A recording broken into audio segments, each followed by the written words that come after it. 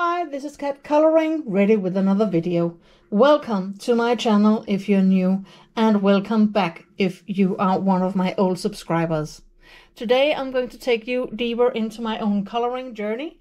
Last time I showed you Secret Garden by Johanna Basford, the first adult coloring book that I bought for myself and the first one that I completed. So this time it's Den fortryllede skov, or The Enchanted Forest, again by Johanna Basford. This was the second adult coloring book that I got, and if you can see here, I bought it in 2018 and colored in it from 2018 and onwards. I think I finished this one in 2020, perhaps 21. Because during those years I also started coloring in The Lost Ocean and Ivy and the Inky Butterfly, and at that time I went from the pens to the coloring pencils.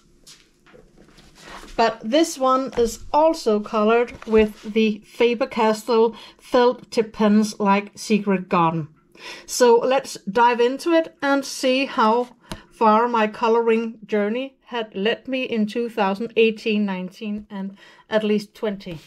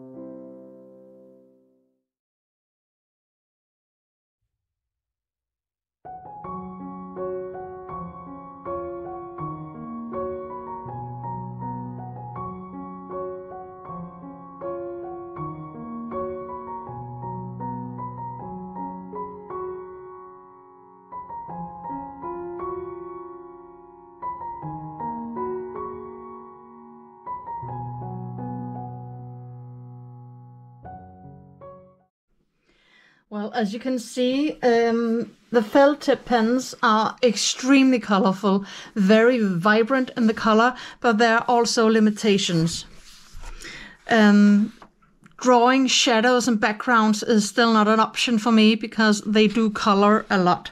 You can also see that the dominant colors in this coloring book is green and also red and brown, because it's called the Enchanted Forest and we are in a forest environment most of the time.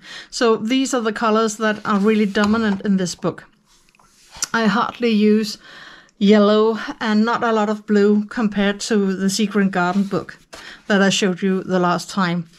One of the things I love about this book is that it has this story. It's not like Ivy and the Inky Butterfly where we have the story written down. This is a story for your own imagination.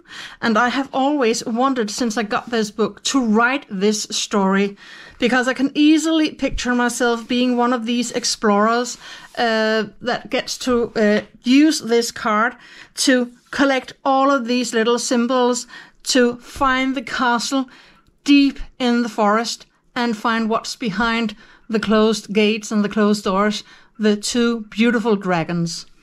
So you have to, I really, really like this map. I love it.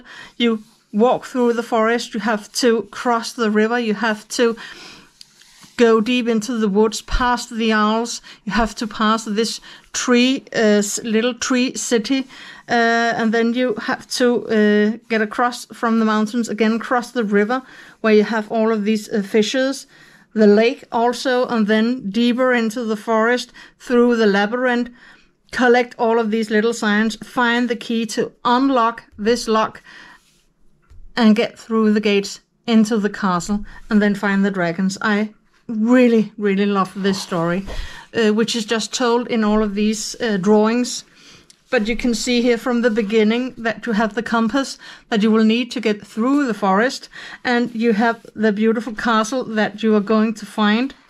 You have a little sword with you.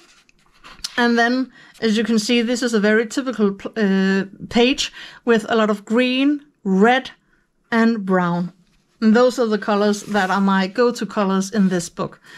Some of the forest animals are depicted. You can see here that I have certain places tried with a bit of shadowing, with a darker color here, with these acorns and in the leaves. But again, with coloring pens, it's a bit difficult to do all the things you can do with coloring pencils. You don't have that many options, as you can see here. I also actually like this page very much. I was very conflicted how I would color it, and then I decided to color it a bit like shadows, and then only color this bird, not the other bird, so to make this one stand out. But here is a page where it's possible to make a very beautiful background. You could make trees or perhaps bushes or a field or something. Very, very nice. Again, a forest picture, and here is one of these symbols that you have to find. I actually think it's the first one that you have to find. Yeah. Oh, the second one. So I must have missed the first one and one of the other pages here. More animals here. This little whirlwind of leaves. And a lot of these drawings are also kind of like autumn. You have all of these acorns and blackberries, chestnuts here. More forest animals. I really, really like it. You can also see here with this spider web that I have colored it a very light gray to show that you have this shine in a spider web. Also these leaves, you can see here that I have tried to bring them some depth to the best of my ability with these coloring pencils. This one, I remember particularly, it was not that easy to color because it has a lot of fine details. So you have to be very careful when you color a drawing with such fine details when you use pens. It's a lot easier with coloring pencils, I must say. I also really enjoyed coloring this little tree village here. And then, of course, the binoculars, and then you can see the castle here and the doors that you have to get through. and pick up some more things. Another symbol here, and going underground, crossing the river. We have the lake here with the duck and the frog. Very nice frog.